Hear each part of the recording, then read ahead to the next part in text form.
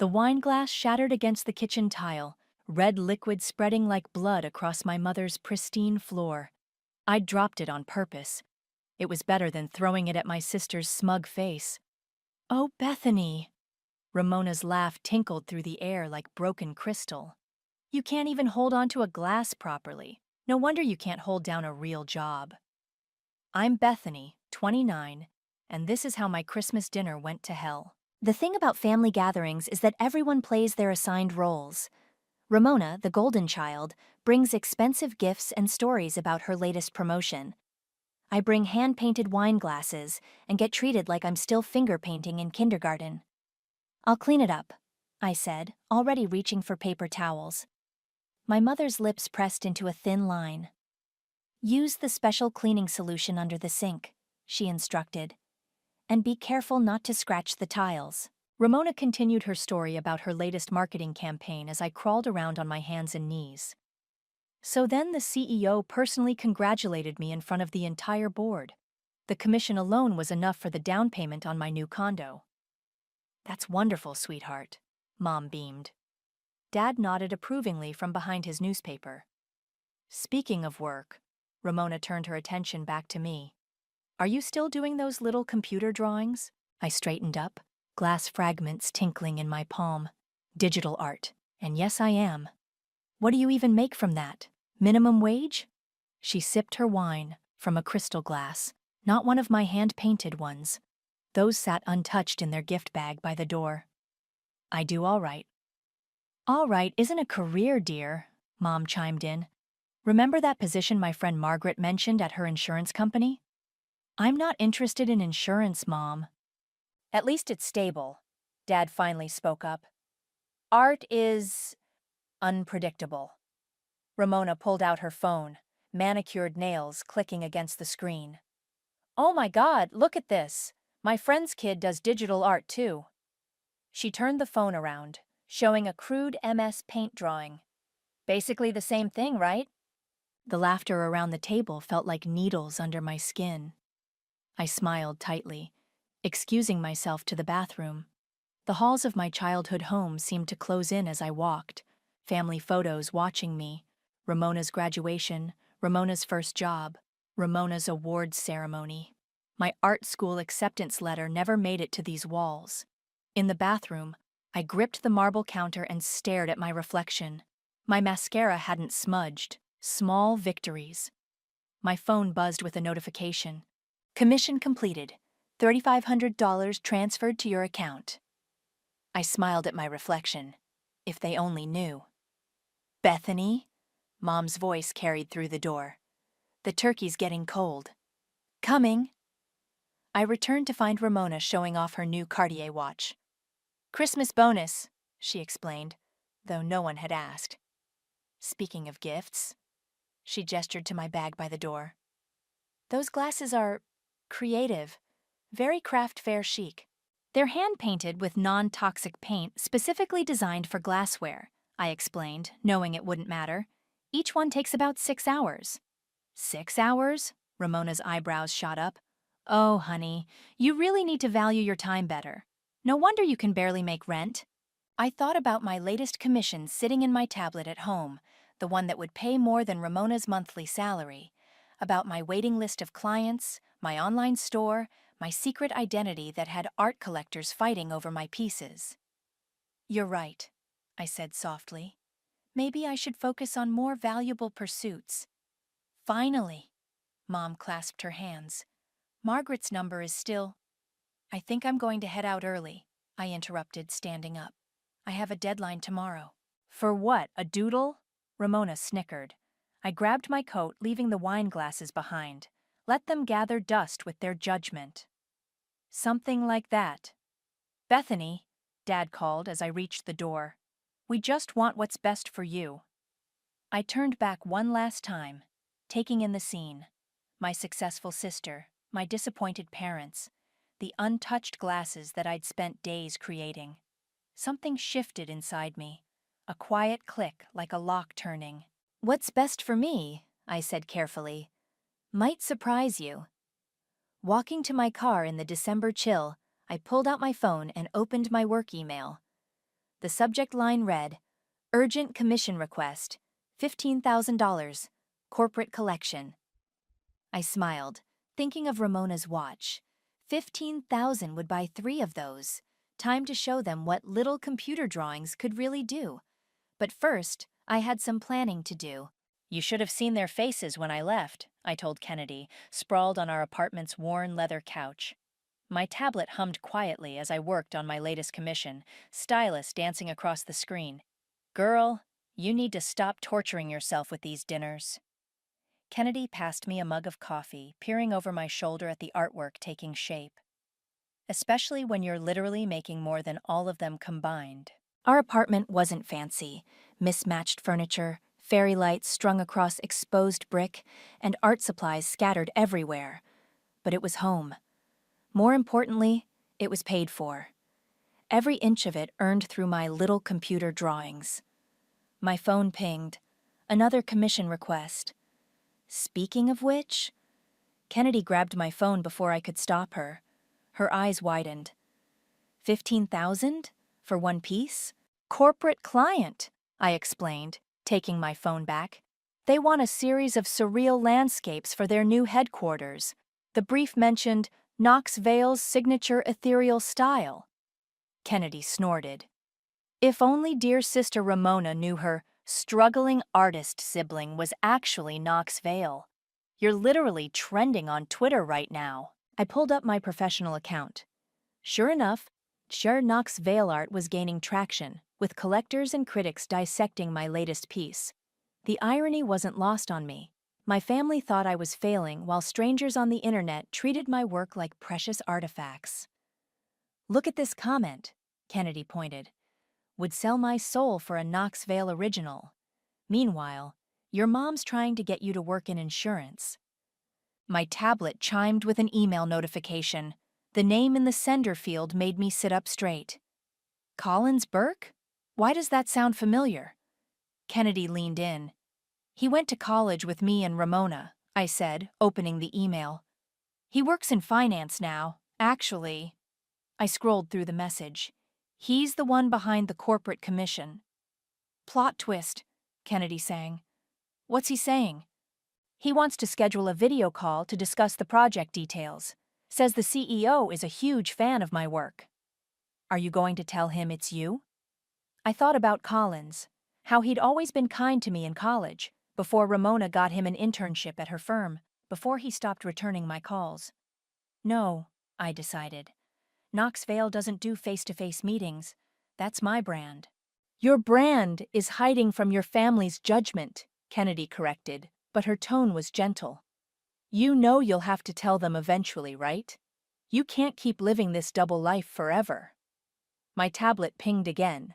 Another sale on my online store. 5,000 for a digital print. More than Ramona's precious watch.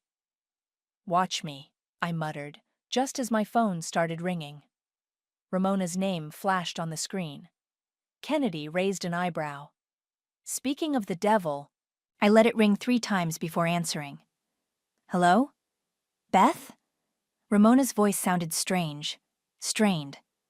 "Are you busy?" "Working on a commission," I said truthfully. "Right, your art thing." She cleared her throat.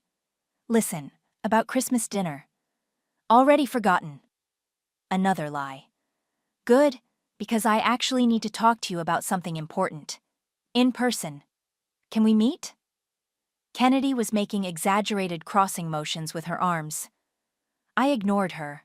"I'm pretty swamped this week," I said, watching my tablet as another commission request came in. "Maybe next." "Please," Ramona cut in. The desperation in her voice made me pause.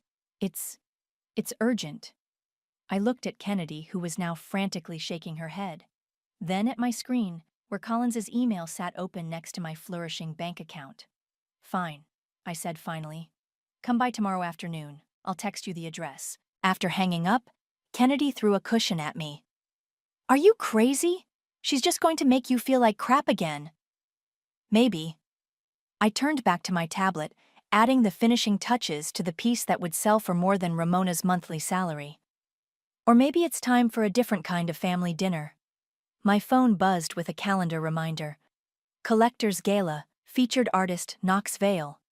You're playing with fire, Kennedy warned. I thought about Christmas dinner, about wine glasses and broken dreams and years of subtle cruelty, about bank transfers and secret identities and the sweet, slow taste of karma. No, I said, signing the digital piece with my famous signature, a swirling darkness that had become worth more than my sister's entire career. I'm just finally learning how to light the match. The commission from Collins Burke sat in my inbox like a time bomb. Tomorrow, Ramona would walk into my apartment, probably ready to dispense more sisterly wisdom. She had no idea she was about to enter Knox Vale's lair. I smiled, opening a new canvas on my tablet. Time to create something special for my dear sister's visit. Ramona showed up at my door looking nothing like the polished executive from Christmas dinner. Her designer blazer was wrinkled, hair pulled back in a messy bun instead of her usual perfect blowout. The Cartier watch was conspicuously absent. "Nice place," she said, stepping inside. Her eyes darted around, taking in the art supplies, the tablets, the professional lighting setup. "Very artistic." "Thanks. Water?" I moved toward the kitchen, leaving her to hover uncertainly in my space. "Something stronger if you have it." I checked my phone. 2 p.m. Not like Ramona to drink this early. "Wine okay?" She nodded, sinking onto my couch. I poured 2 glasses, deliberately using the ones I'd painted for Christmas. Her lips twitched when she noticed, but she took it without comment. "So," I said, settling into my work chair. "What's this urgent matter?" Ramona took a long sip before speaking. "There's been some changes at work." "Oh?" "The company merged with a larger firm." She stared into her wine. "They're restructuring the marketing department." The words hung in the air. I waited. "I've been let go." I kept my face carefully neutral, though my heart did a little dance. "I'm sorry to hear that." 3 weeks severance," she continued, voice hollow. "After 8 years of service. Can you believe it? They said my position was redundant. That must be difficult." "Difficult?" She laughed sharply. "I have a mortgage, Beth, car payments, the watch alone." She trailed off, taking another gulp of wine.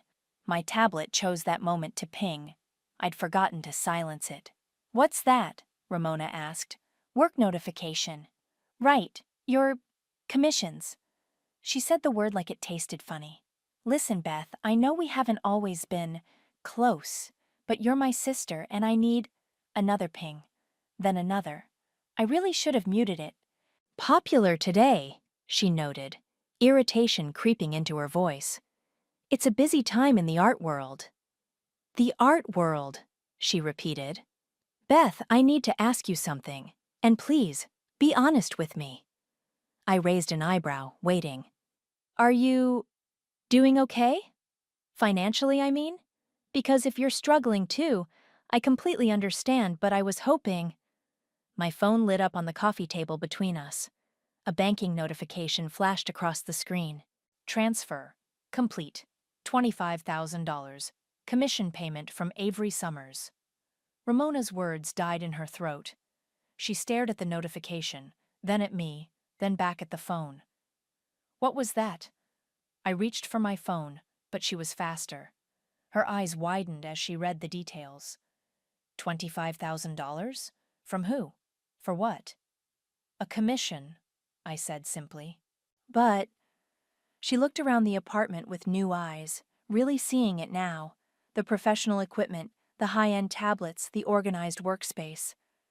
"This can't be right. Your little digital drawings." "My art," I corrected her. "And yes, it's right." "How long has this been going on?" "A while." She set down her wine glass, my hand-painted wine glass, with a sharp click. "Why didn't you tell any of us? Would you have believed me?"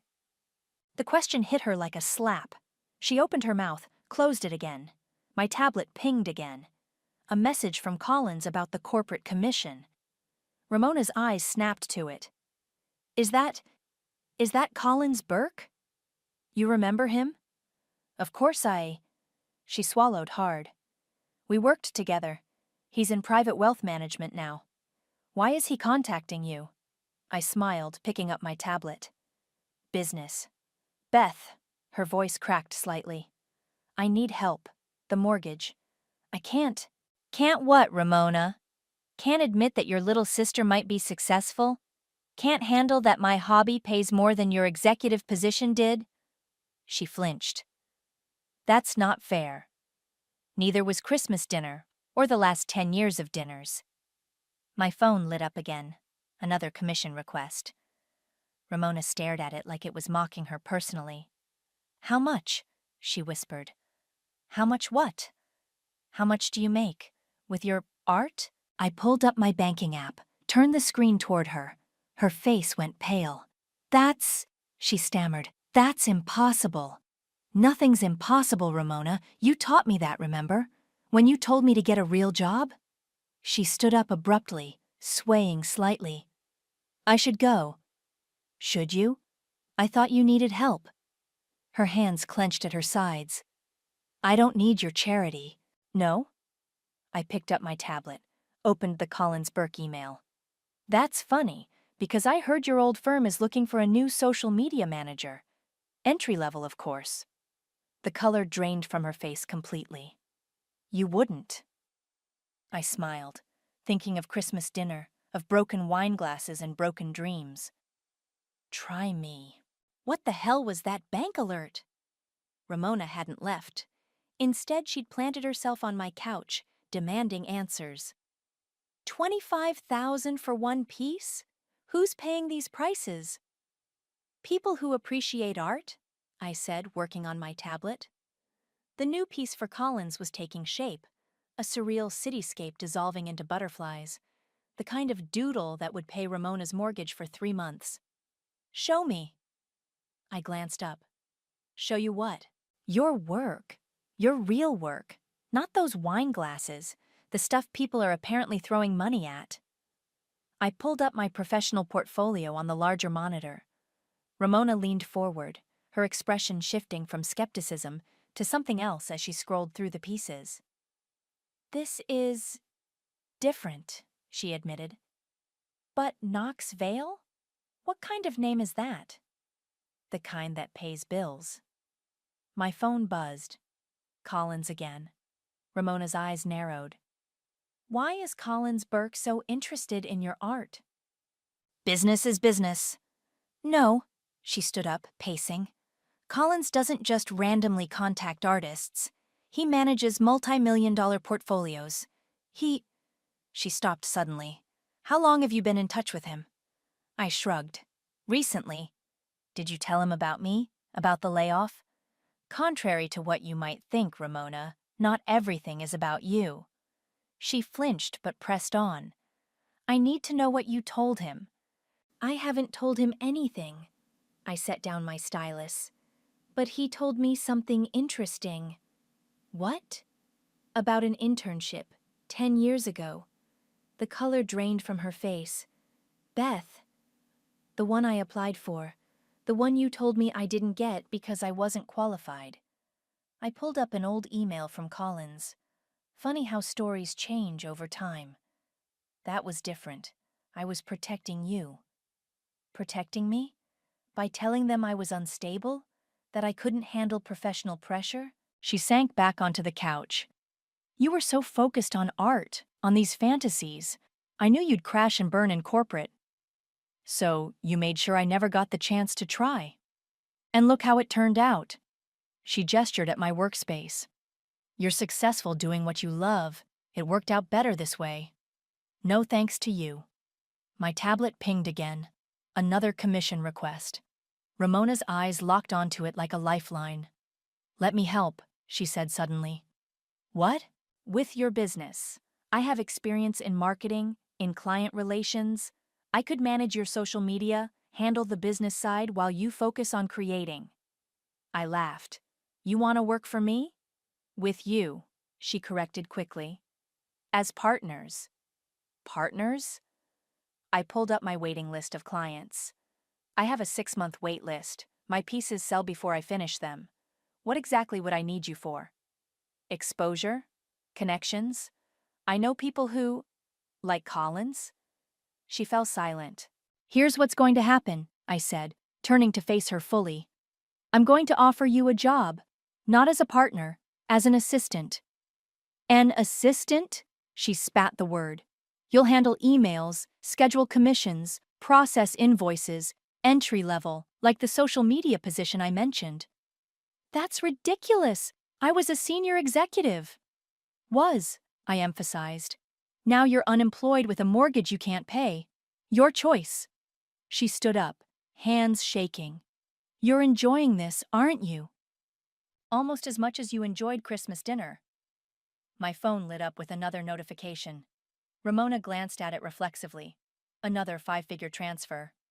Fine, she whispered. When do I start?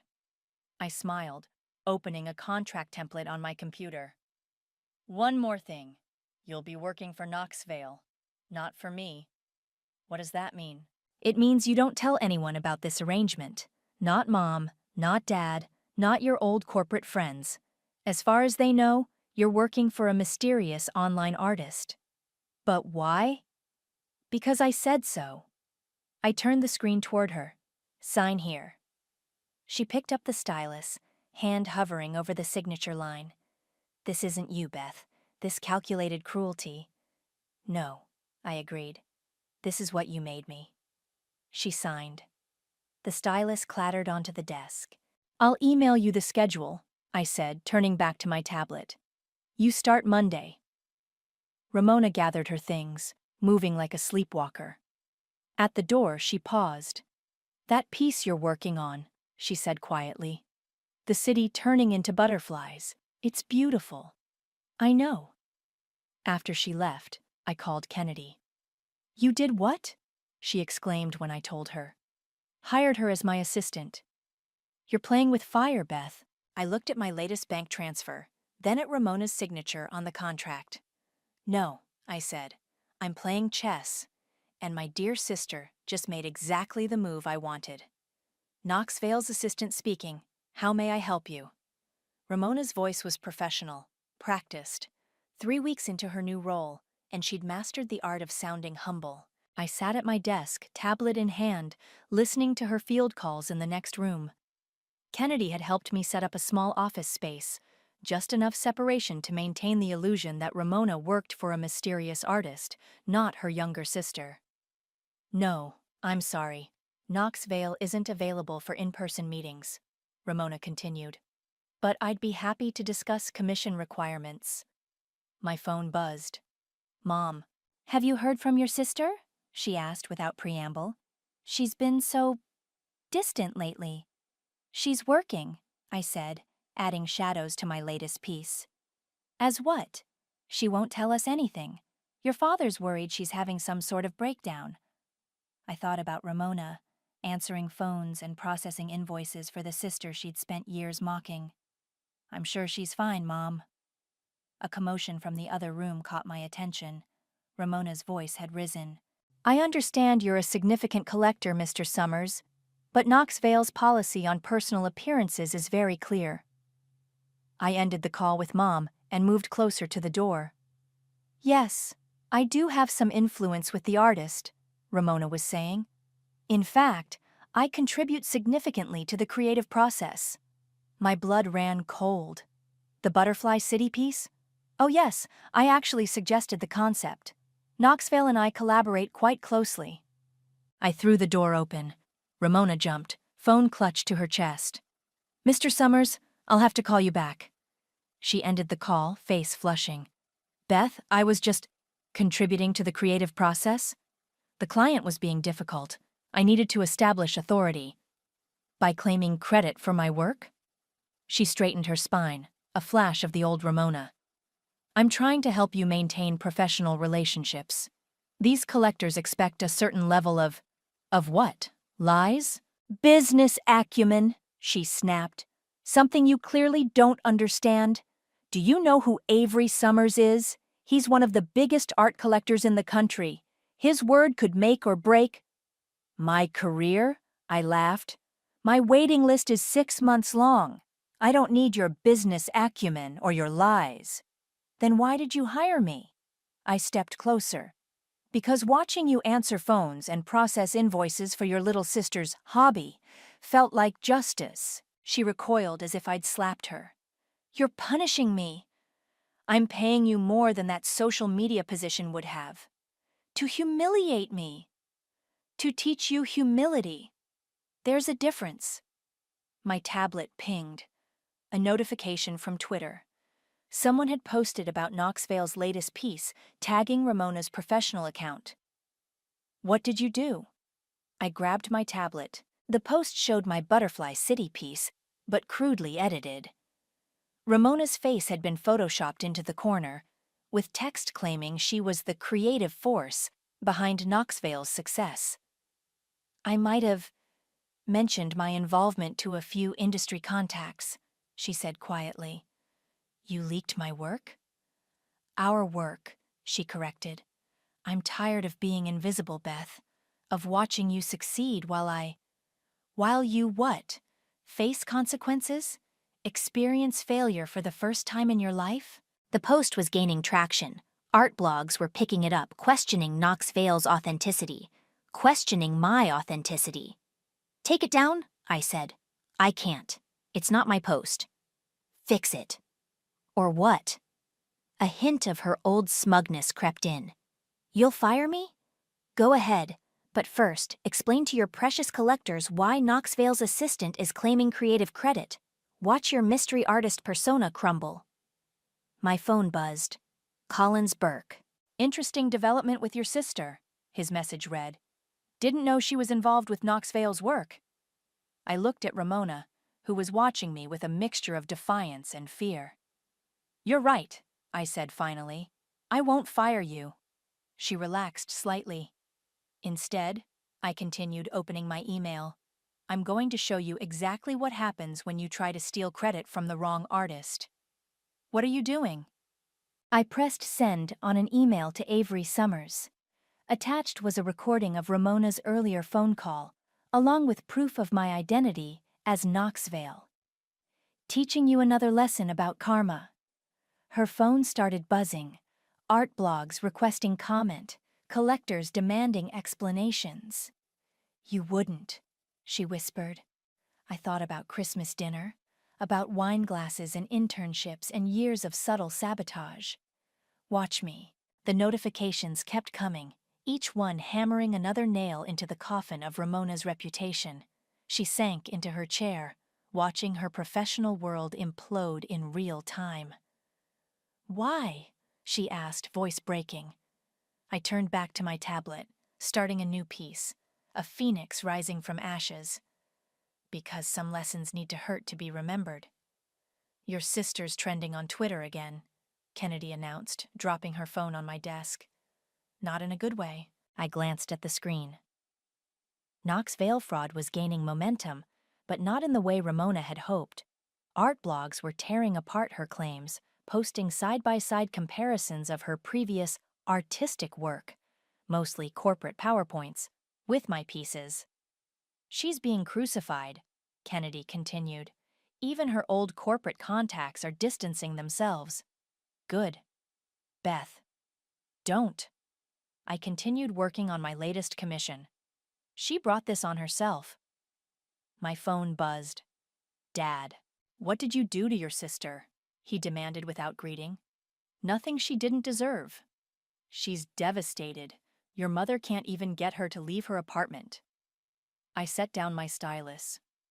Funny how concerned you are about her feelings now. Where was this concern when she sabotaged my career 10 years ago? What are you talking about? Ask her about the internship at Collins Burke's firm. Ask her what she told them about me. Silence on the line. Then, that was a long time ago.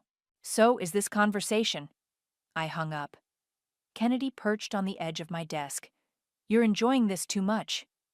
Am I? I pulled up my email. Look what just came in. She leaned over. Old financial documents? From your parents' accountant? From their retirement planner. Look at the trust fund details. Kennedy's eyes widened as she scrolled. They set up college funds for both of you, but only Ramona got access? They used my portion for her MBA. I clicked through more documents, while telling me art school was too expensive. That's messed up. That's family. I attached the documents to a new email. And now Ramona gets to see exactly what they did. Beth, wait. I pressed send. The message was simple. Still think I'm just playing with paints? My phone immediately lit up with Ramona's call. I let it ring. You can't ignore her forever, Kennedy said. Watch me. The door buzzer rang. Kennedy checked the security camera feed. It's Collins Burke. I straightened. What's he doing here? Maybe checking on his $15,000 commission? I smoothed my hair, adjusted my tablet. Let him up. Collins looked exactly as I remembered. Tall, well-dressed, kind eyes behind expensive glasses. He surveyed my workspace with appreciation. So you're Knox Vale, he said. I had my suspicions after the Ramona incident. Did you? He sat down, uninvited. You always were the talented one, even in college.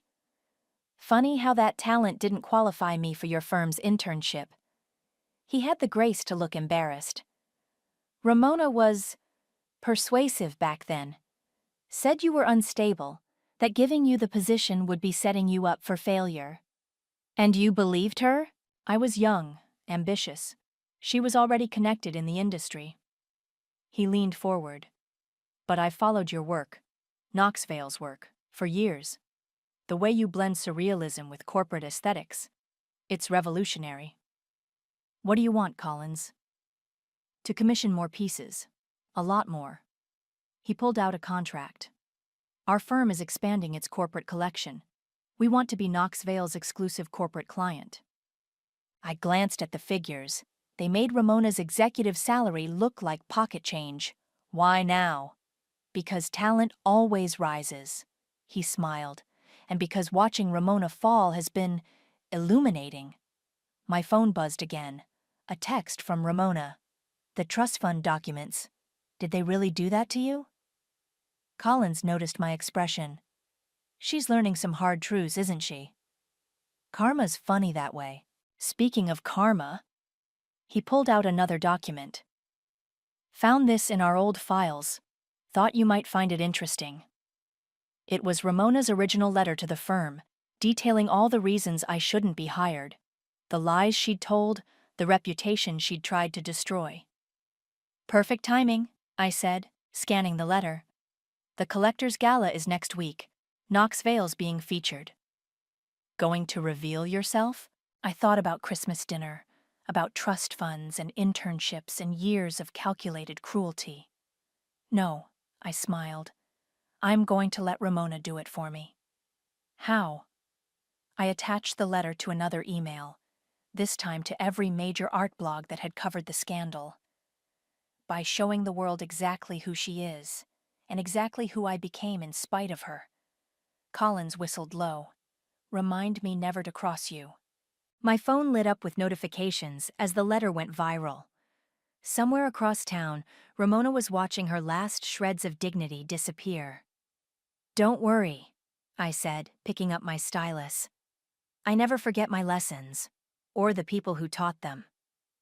The Collector's Gala buzzed with expensive perfume and whispered speculation. Everyone wanted to know, would the mysterious Knox Vale finally show? I adjusted my black cocktail dress, watching from the mezzanine as my pieces drew crowds below. The Butterfly City piece commanded the central wall, its digital display shifting subtly in the gallery lighting. Your sister's here, Kennedy murmured, appearing at my elbow in her borrowed designer dress. Where? By the bar, looking like she's seen better days. Ramona wore a dress I recognized from her executive days, but it hung loose now. Dark circles shadowed her eyes. She clutched a champagne flute like a lifeline, watching the crowd discuss my work. Ladies and gentlemen, Avery Summers took the microphone. Tonight we celebrate an artist who has revolutionized digital art. My phone buzzed. Mom, are you coming to the gala? Ramona says your work is being featured. I smiled, typing back, "Already here." As many of you know, Summers continued, Knoxvale's identity has been a subject of intense speculation, particularly given recent controversies. Ramona flinched visibly. But tonight, we have something special. A new piece, unveiled for the first time. The lights dimmed. A massive screen descended from the ceiling.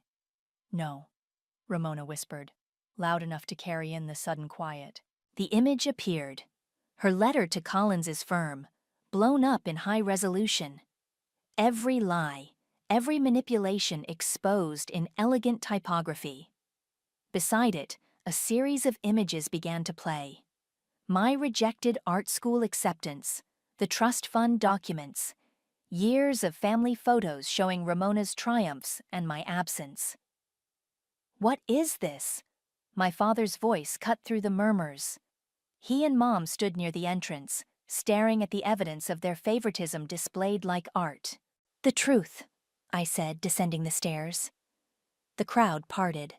Ramona's champagne glass slipped from her fingers, shattering on the marble floor. "Beth!" Mom's hand flew to her throat. You're Knoxvale?" Surprise. I reached the bottom of the stairs. Though I'm sure Ramona already figured it out. "This is private family business," Dad started, but Summers cut him off. "On the contrary," he gestured to the screens, "this is art in its purest form, truth transformed into beauty." He turned to me. "The pieces make even more sense now, knowing their context." Ramona stepped forward, swaying slightly. "Beth, please. Enough." "Enough?" I laughed.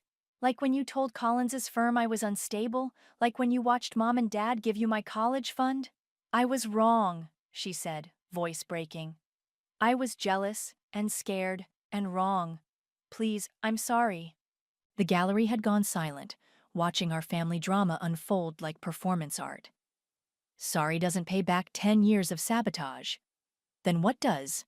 she demanded. "What do you want from me?" I pulled out my phone, opened Twitter. "A public confession. Tell them who you really are, who I really am." "Beth," Mom stepped forward. "This isn't you." "No," I agreed. "This is who you made me." Ramona took my phone with trembling hands, started typing. "To all my followers," she read aloud, voice carrying in the hushed gallery. "I need to confess something. My sister Beth is Knoxvale. I tried to destroy her career once. Instead, she became something extraordinary. While I pretended to be successful, she actually succeeded. I'm sorry, Beth, I'm so sorry." She pressed send. The notification echoed through dozens of phones in the room. "And now," Summers raised his glass, "the moment we've been waiting for. Knoxvale's latest piece is up for auction, starting at $100,000. The Butterfly City piece illuminated. Bids started flying. 150, 200, $250,000. My parents watched, faces pale, as the price climbed. Ramona sank onto a nearby bench. 500,000, a voice called. Collins Burke, raising his paddle with a slight smile. "Sold," Summers announced, "to the gentleman in the gray suit." Applause erupted. Cameras flashed. My parents tried to approach, but I turned away. "Beth," Ramona called after me, "what happens now?" I paused at the foot of the stairs. "Now, I go home and create more art. You go home and live with what you did. Mom and Dad go home and realize what they lost. And us? The family?" I thought about Christmas dinner, about broken wine glasses and broken trust and years of carefully crafted lies. "Some things," I said, ascending the stairs, "once broken, stay broken." The gallery erupted in chatter behind me. My phone buzzed with notifications, sales, commissions, interview requests, success, loud and undeniable. Kennedy met me at the top. "You okay?" I looked down at my family, small and lost in the crowd of my triumph. "No," I said honestly, "but I'm free." The gallery was quiet now, just me and my latest piece, Feast of Shadows. a self-portrait hidden in surreal swirls of dark and light. The plaque beside it read, "For every quiet sister who was told to sit still." My phone buzzed. Ramona again. 7th call this week. "You should answer eventually," Kennedy said, perched on a nearby bench. "She's been sending letters to the studio, too." "I know." A stack of unopened envelopes sat on my desk at home. "Did you read the reviews?" "Knox Vale's revelation shocked the art world," Kennedy quoted. "But her latest piece speaks volumes about family, power, and the price of silence. They love you. They love the drama." "Speaking of drama," Kennedy nodded toward the gallery entrance. My mother stood there, clutching her designer purse like armor. "Beth," she said softly. "Or should I say, Knox Vale? What do you want, Mom?" She approached slowly, heels clicking on marble, stopped in front of my self-portrait. "I've been studying your work," she said, really looking at it. "All those pieces over the years, they were screaming at us, weren't they?" I kept silent. "This one," she pointed to a dark spiral in the corner. "That's the Christmas dinner, isn't it? The wine glass breaking?" "Good eye." "Your father found the acceptance letter," she continued, "from the art school. We've both been. Save it." "No." Her voice hardened. "You got your moment at the gala. Now I want mine." Kennedy stood to leave, but I grabbed her hand. "Stay." Mom took a deep breath. "We were wrong. Horrible. Terribly wrong. About everything. The trust fund. The support. The way we treated your art." She gestured at the gallery. "Look what you created, despite us. Not because of us." "Despite you," I corrected. "Because of Kennedy. Because of every fan who bought my work when you were calling it childish." "I know." She opened her purse, pulled out a check. "The trust fund money. With interest." I laughed. "I made that much last week." "It's not about the money." Her hand shook. "It's about admitting what we did, starting to make it right." My phone buzzed again. "Ramona." "She's in therapy," Mom said quietly. "Real therapy, not just career counseling. She talks about you a lot." "Good for her. She's not the only one who needs to change." Mom set the check on the bench. "We're selling the house, downsizing. Your father's retiring early. Why are you telling me this?" "Because we finally understand what success looks like." She looked at my piece again. "It looks like this, like courage and talent and proving everyone wrong." A group of students entered the gallery whispering excitedly when they saw me. "Oh my God," one gasped. "You're Knox Vale. Your work inspired me to switch my major to digital art. My parents were so mad, but I showed them your Butterfly City piece and..." "And what happened?" I asked. They actually looked at it. Really looked." The student smiled. "Now my mom's helping me build a portfolio." Mom's breath caught.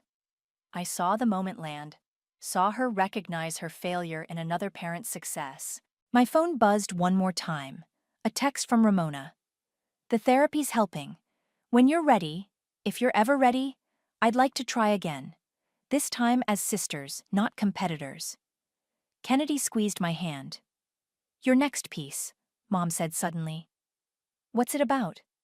I pulled out my tablet, showed her the sketch, a family dinner table but made of glass, reflecting different truths in each surface. "It's called Second Chances," I said. "Not forgiveness, not yet, but possibilities," she finished. The students had gathered around my self-portrait, pointing out details, sharing theories. Their excitement filled the quiet gallery. "I have a commission to finish," I said. "But maybe we could get coffee next week. Talk about the art school you didn't let me attend." Mom nodded, tears threatening her perfect makeup. "I'd like that." As she left, Kennedy picked up the check. "What should I do with this?" I looked at the students, still absorbed in my work, at my mother's retreating figure, at Ramona's text. "Start a scholarship fund," I decided, "for young artists whose families don't believe in them yet." Yet? I smiled, picking up my tablet. Everyone's art tells a story. Sometimes it just takes the right audience to hear it. The gallery lights dimmed slightly, spotlighting Feast of Shadows. In its depths, a family dinner table stood empty, waiting.